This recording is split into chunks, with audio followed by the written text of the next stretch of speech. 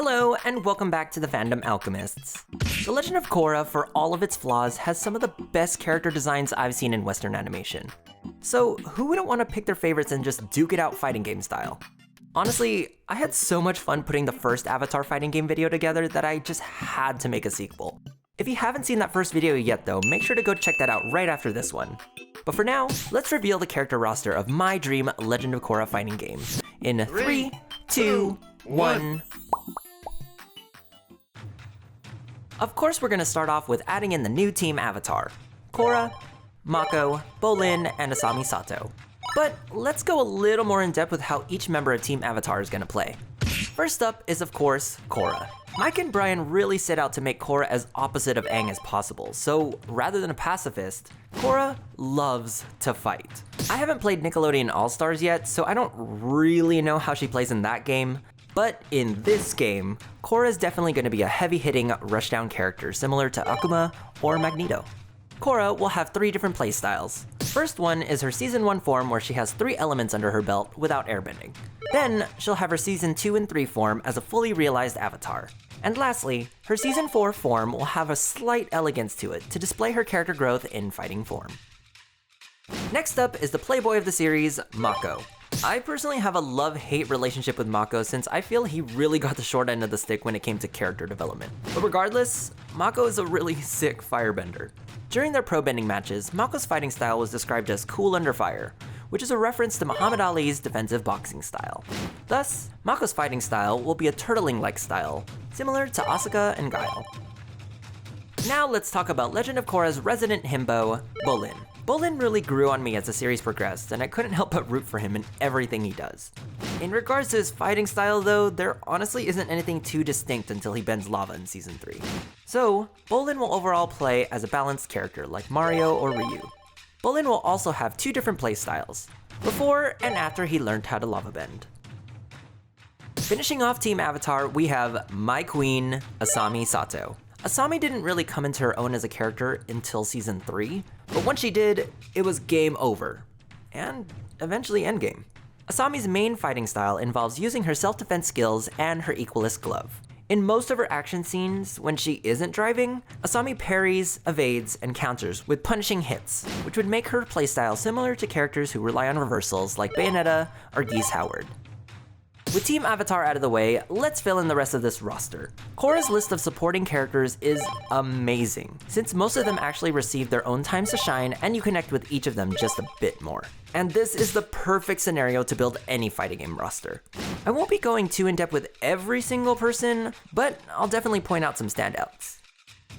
Let's start off with Aang and Katara's children, Tenzin, Bumi, and Kaya.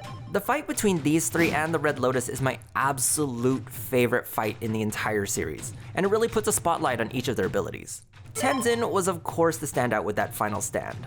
Like, we were all here like, if Tenzin dies here, but he didn't, so it's fine. I can imagine Tenzin playing as a technical stance-like character, similar to Gen or Lei Wulong, just solely based on his rigid and strict personality. Also, I know Bumi gained airbending a little bit later, so his style will be a mix of both airbending and hand-to-hand combat. Even further down Aang's line, we next have 3 of Tenzin's children, Jinora, Ikki, and Meelo.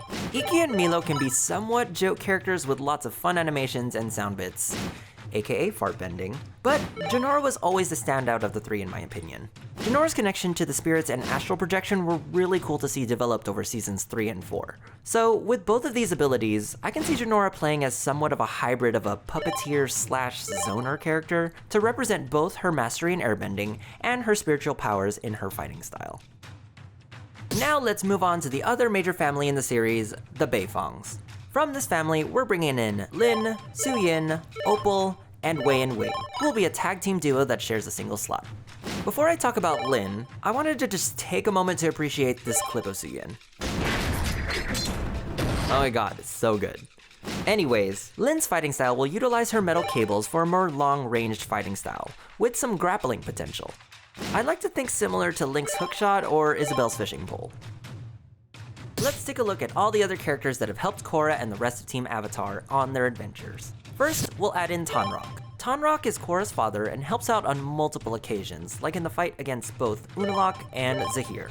Next up is Kai, who is one of the new airbenders in training under Tenzin, and eventually enters into a relationship with Jinora. I could see Kai playing fairly similarly to Season 1 Aang in my first video. I really wanted to add in Varrick and Zhu Li also, but I wasn't exactly sure how to execute a moveset for them.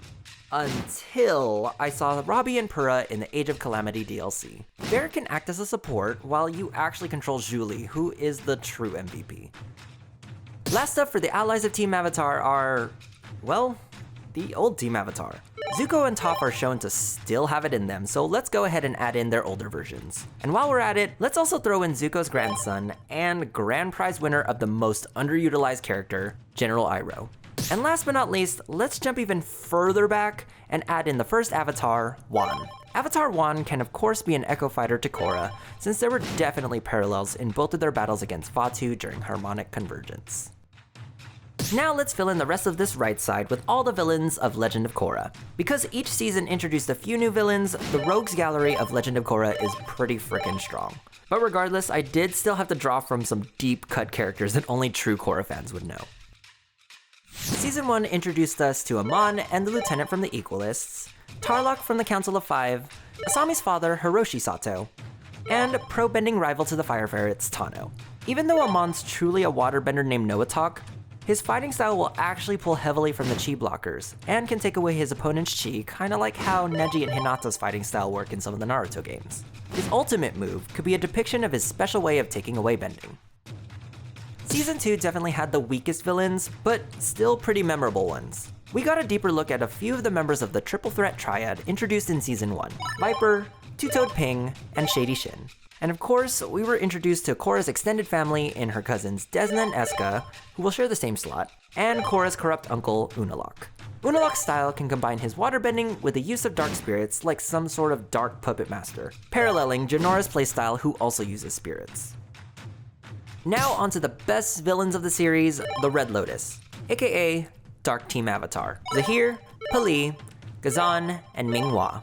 Each of these characters were honestly hand-built to be interesting and unique benders, which makes them perfect for this hypothetical fighting game. Focusing on Zahir though, Zahir has an extremely unique ability to float like Gurulhima, which can obviously make him a really strong aerial fighter like Jigglypuff or QB. Now onto Season 4, we have the power couple that is Kuvira and Baatar Jr. Baatar Jr. will hop into one of those mech suits to fight, as he's more of a scientist rather than a fighter. As for Kuvira, it was a major point in her story that she was parallel to Korra in many ways, so I wanted that to reflect in her playstyle. Like Korra, Kuvira can also be a rushdown type character, but with a focus on speed rather than strength. So that's all the characters I would handpick from the Legend of Korra to be put into the perfect fighting game. I'm still holding out hope that this will one day happen, but in the meantime, make sure to click that subscribe button to keep on imagining and daydreaming with me and the rest of the alchemists. We'll catch you next time. Later.